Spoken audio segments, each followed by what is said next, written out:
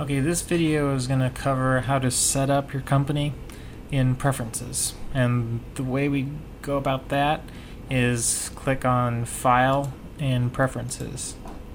And this is where you're going to set up all of your preferences as far as the company name, your address, backup location, employees, financing options, all that good stuff. So the first tab you're going to see is backup, and this is very important because you're going to want to have all of your data stored from OrderTrac to be backed up, and it backs up automatically every 2 hours and every time you close.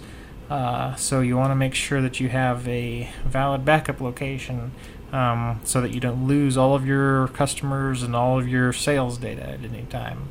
I highly recommend storing to either a cloud drive or a network drive rather than on your computer, so that if your computer crashes, you don't lose everything. As you can see here, I'm using Google Drive, which works really well. All you have to do is download Google Drive. It's free. You download the desktop application, and it allows you to store information using your Windows directories, and you can choose a location and back up there. And from here, you can back up and restore as well. On the Employees tab, you simply add and delete employees as they come and go. Basically, just add them, and that's it. And these names are going to show up on the invoice where you select an employee for that sale. These names are going to show up there, and you can run reports on sales by employee and all that. Store information, this is important. Set up your store name, slogan, hours, website, address, phone, fax, all that. This and the logo location, all of this is going to show up on your invoices whenever you print out a receipt for every sale, so make sure that's up to date. Customers, this is where you can import a list of customers that you already have, maybe from another program, or if you just have a database of customers. The Excel template button here, if you click that, it lays out a template for you. Just put all of your data in here and save it, and then when you're ready, you just import the customers. You can also export the customer list.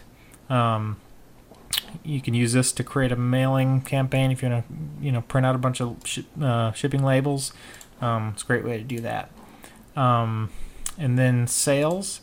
This tab, first of all, the sales preferences here, the estimated order arrival date in 45 days. That's the default, but this here is for on your invoice whenever you create a new sale. You choose a date that is the estimated arrival time for that item, and this is the number of days in the future that date is automatically going to be set to. So you can set this to whatever you want. The layaway payments due every 30 days, you can change that to whatever you want.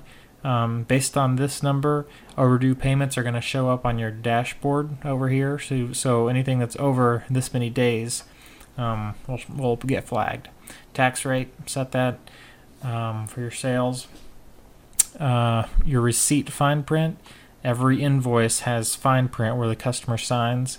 So go ahead and fill out a custom header and then the fine print body.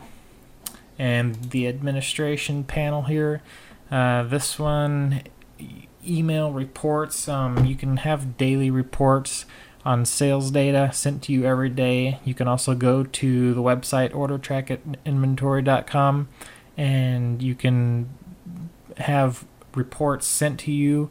So if you're on the road, you can go to the website and then have a report sent to you that way. So this is the email that those reports are sent from, and right now they're defaulted to an OrderTrac report account, but you can always set up your own email there. And then the daily email sales report settings. This is the daily sales report I was talking about. You can choose the days that it's sent on at the time and whether you want it on or off, and that just gives you a snapshot of the day's sales, the payments received, and all that. enter fax account information. This is for sending faxes directly through OrderTrac. So when you create a new order, you can fax in the order form to the builder. And so if you create an account with enter fax, then you enter that information here, and that allows you to fax directly through the program rather than faxing through a fax machine. Saves a lot of time. And then financing. These are financing options that are going to appear on your invoice. So whenever you choose the financing option, then you can choose pre-filled terms to show how that financing was, the terms that the financing was by.